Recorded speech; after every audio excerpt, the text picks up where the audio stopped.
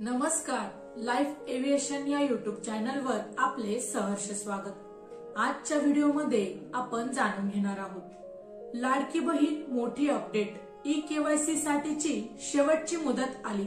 जाणून घ्या सविस्तर माहिती। लाडकी बहीण योजनेची ई-केवायसी करण्याची शेवटची मुदत आता स्पष्ट झालेली आहे।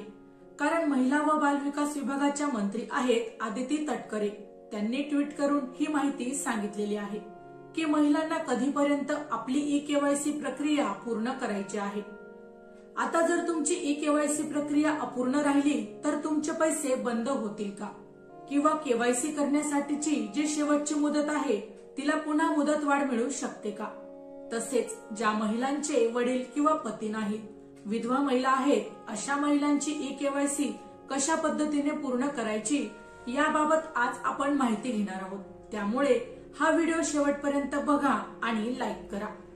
तर बघा, सगळ्यात आधी लाडकी बहीण योजनेची ई-केवायसी करण्यासाठी जी शेवटची मुदत आहे ती काय आहे ते आपण या ठिकाणी पाहूया।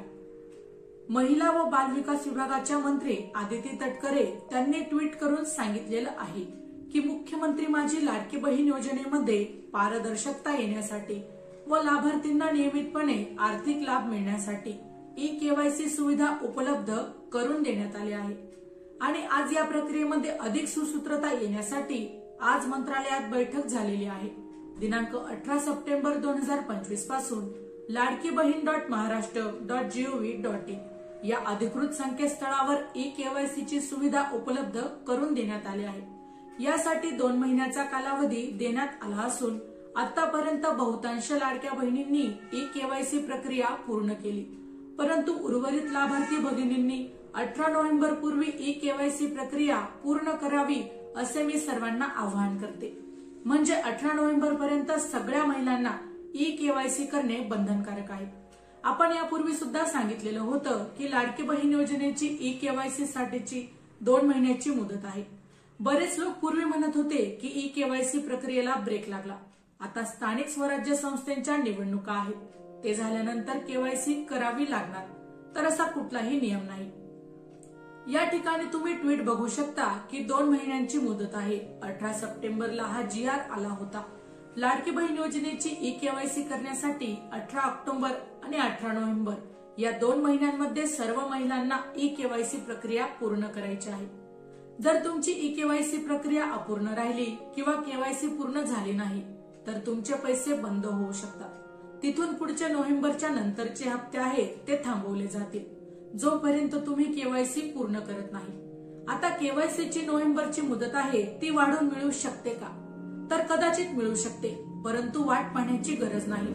18 नोव्हेंबर पूर्वी तुम्ही सगळ्यांनी आपली ई-केवायसी प्रक्रिया पूर्ण करा। आता ज्या महिलांचे वडील नाहीत किंवा पती नाहीत किंवा विधवा महिला आहेत, अशा महिलांनी काय करायचं तर याबाबत अजून कोणतीही अपडेट आलेली नाही।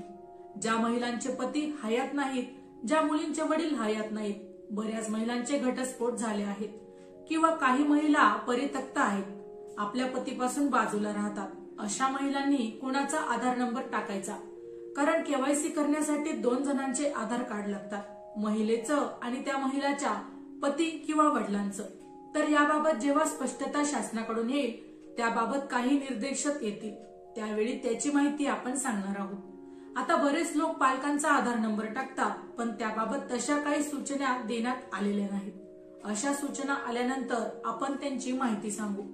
आपल्या चॅनलवर तुम्हाला अशी महत्त्वाची माहिती नेहमीच मिळत राहील, त्यामुळे लाडकी बहीण योजनेचे छोटे मोठे सगळे काही अपडेट तुम्हाला हवे असतील तर तुम्ही आपल्या लाईफ एव्हिएशन या युट्यूब चॅनलला सबस्क्राईब करून ठेवा। धन्यवाद मित्रांनो, पुन्हा भेटू अशाच एका नवीन व्हिडिओमध्ये। तोपर्यंत जय महाराष्ट्र।